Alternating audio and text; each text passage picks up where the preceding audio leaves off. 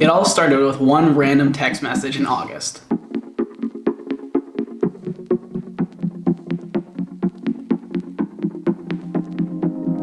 Being a fairly beginner rider myself, especially in regards to road cycling, I decided to ask my best friend Pepper for a little bit of assistance and help because he had actually done a solo bikepacking trip quite a few years ago, about 5 years ago, from Toronto to Halifax. Yeah, pretty nuts. So he was the perfect guy to join me for this trip. I'll give you mine if you give me yours. Can I go to my... Initially, I had borrowed my mom's boyfriend's Specialized Cirrus road bike, which is a pretty entry-level road bike. And this was great to get me into the cycling, but I realized that I probably want a little bit more. So I lucked out, and the Trek store in Toronto ended up having a Emonda ALR5, which I was able to purchase the week before we left on our trip. And this ended up being a phenomenal decision to buy. So Pepper arrived in the afternoon and we hung out and we just caught up as he lives in Ottawa right now. And we just packed up all of our snacks, first aid kit, all of our essential gear like our pumps, spare tubes for our tires, water bottles, and any tools that we need in case we had a mechanical issue along the way. We woke up at 6 a.m. As we wanted to hit the road by 7 a.m. to avoid any crowding on the bike trails we'd be using for the majority of the trip. We geared up and headed out to what was an extremely chilly morning that neither of us were well clothed for.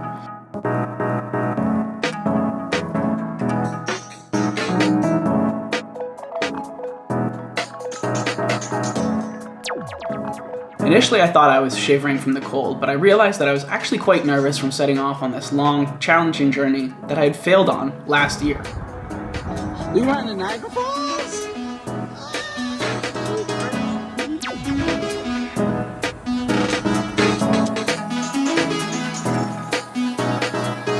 One of the best parts about the route we chose is the first 15 kilometers was all dedicated bike trail, in addition to us being able to use Lakeshore Boulevard since it was closed for the active TO campaign, which basically turned the whole road into a big bike path. Hey, you finally caught up! I know, right? I'm so slow. Oh man.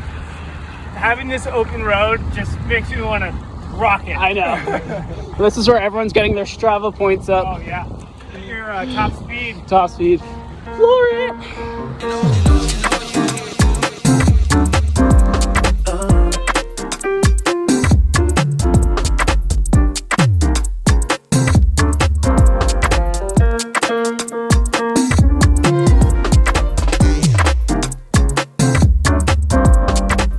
As we hit the Humber Bridge, we look back at the downtown skyline just in time for the sun to rise behind the buildings.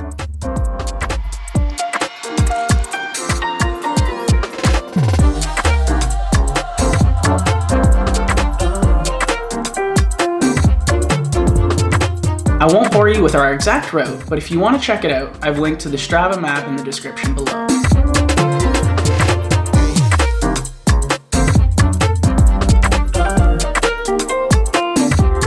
The route we had plotted out had us taking a break every 25 to 30 kilometers, with our first stop being at the Starbucks in Port Credit, which is basically South Mississauga.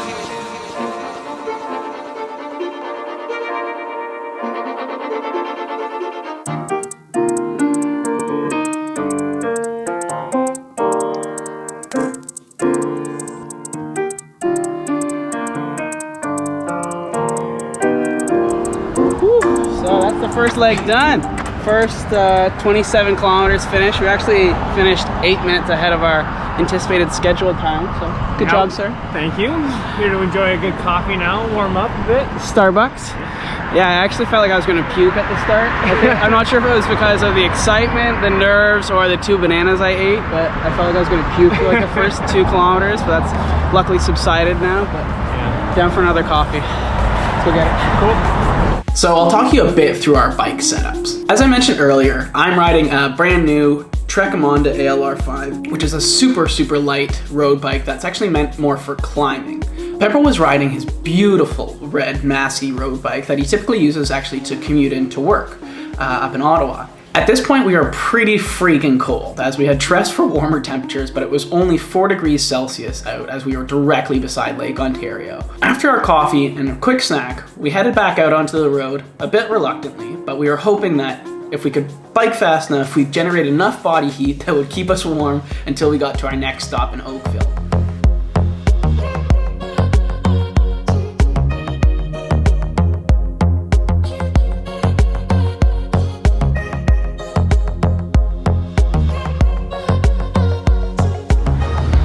Okay, so we are at stop number 2 here at lovely Tim Hortons. Yeah, man. So we're in Bronte right now. So this is just between Oakville and Burlington. So we're at 50 kilometers right now and 2 hours and 22 minutes. So our average pace is 21.3 kilometers per hour. So basically right where we want to be. Don't want to be going too fast for this because it's 160 kilometers and the last leg is got a nice uphill, so that'll be interesting. But you know, our pacing's good. We arrived here 20 minutes early almost from what our anticipated time is, so hopefully we keep having the wind at our back like we have been and keep cruising along. But beautiful day. It was a little cold after our last departure. It was like really feeling that 1 degree chill, but the sun's warming us up now, so we'll keep going.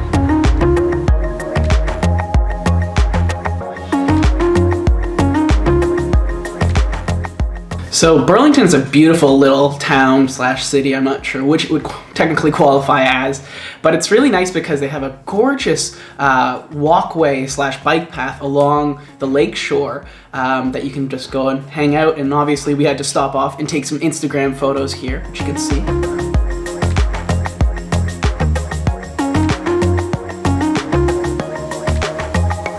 Heading out of Burlington, there's an awesome bike trail that actually follows along the lake heading towards Grimsby and our end destination in Niagara Falls, which was super nice to cruise along because there wasn't too many people out on the path yet, and it was nice and wide and pretty well paved, so we could get some pretty decent speed going along there. You probably can't see it, but there's that little outline over there.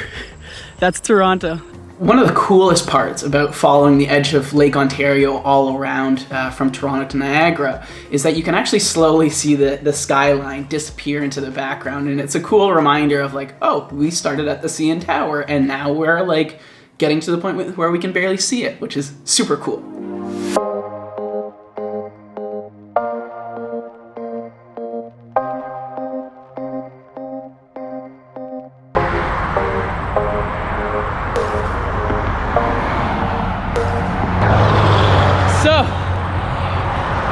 To be stopping on the side of the road, but 1 year ago on my OneWheel trip, this is exactly where I fell, and I'll show you the clip. Ow! Ow! What the f just happened? What just happened?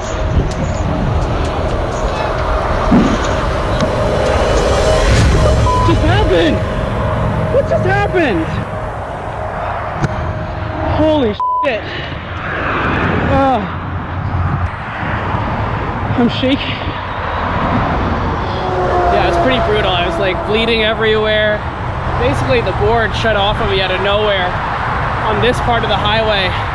And that was the end of my trip. And I was super defeated, but we're cruising today. We're kicking it. We're still here, we're still going, feeling fresh.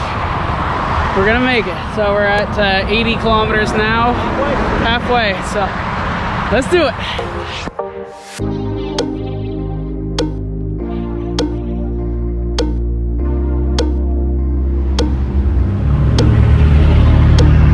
Woo. So we are officially at 115 kilometers. Feels like it too.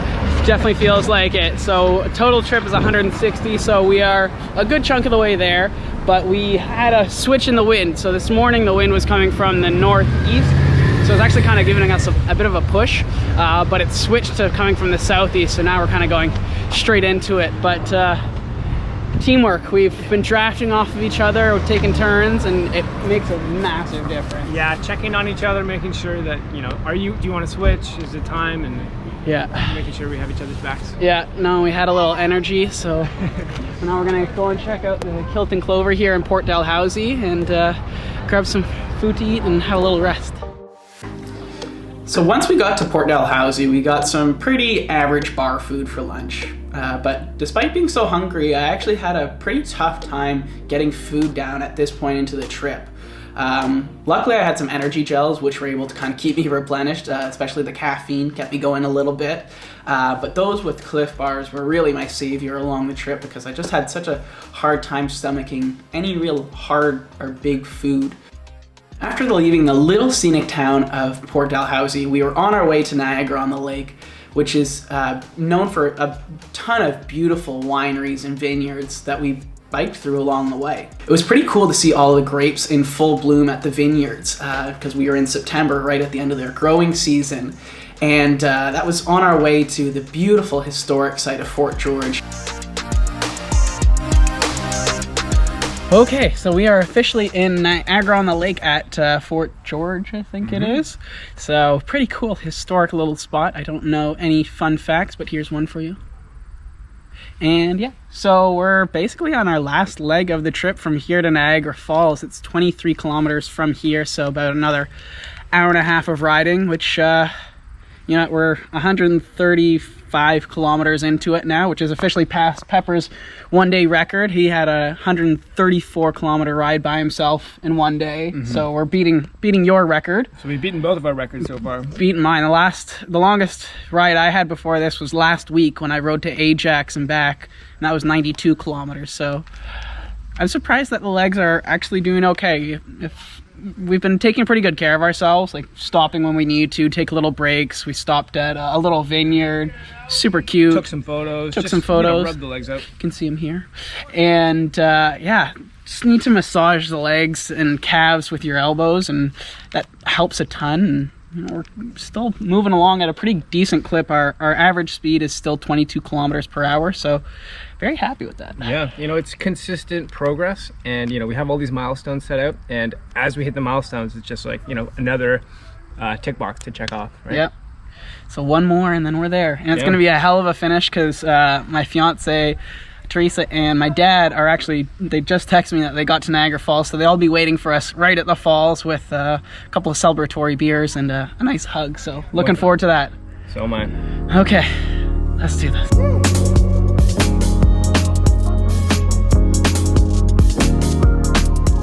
For a majority of our trip, we actually had very little elevation. There's not a ton of elevation gain or change in the part of Ontario that I live in, but in our last section we hit a pretty good little hill going up to Brock's Monument at the Queenston Heights Park. So Pepper's experience really kicked in here. His experience on the longer journeys really kicked in because I was dying trying to get up this climb, and I thought I was a pretty good climber, but he just barreled up the hill way ahead of me. So you can definitely tell his experience of having the long distances underneath his belt made him a much stronger climber than I was at that point. As we made our way through the center of town, we started seeing a lot more people. As you kind of come into the center of Niagara Falls, you just start seeing the crowds bloom and bloom and bloom. We rounded the corner and there it was, Niagara Falls.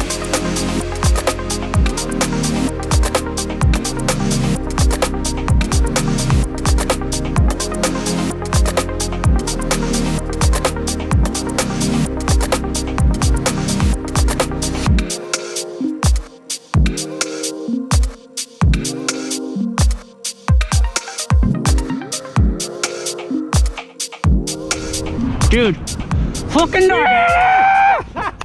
Fuck, that feels good. Toronto to Niagara Falls, baby. Woo!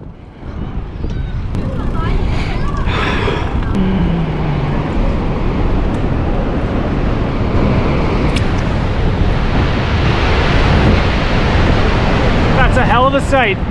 Dude. Oh my god, I'm in shock. Toronto to Niagara Falls. Done!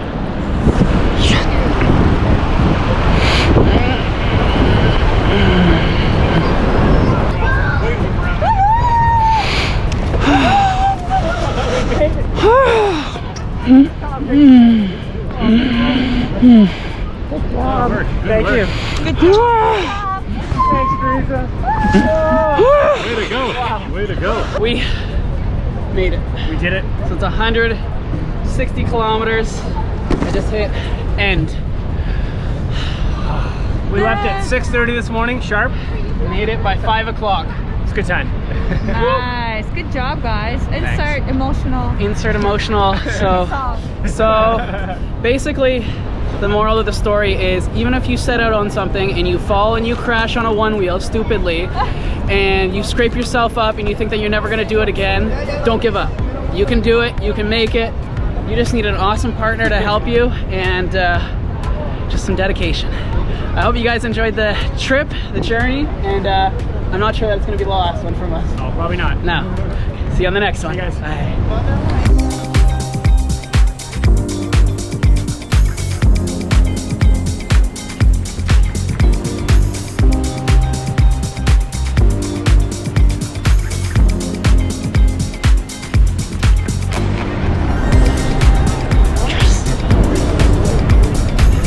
Is this some acting?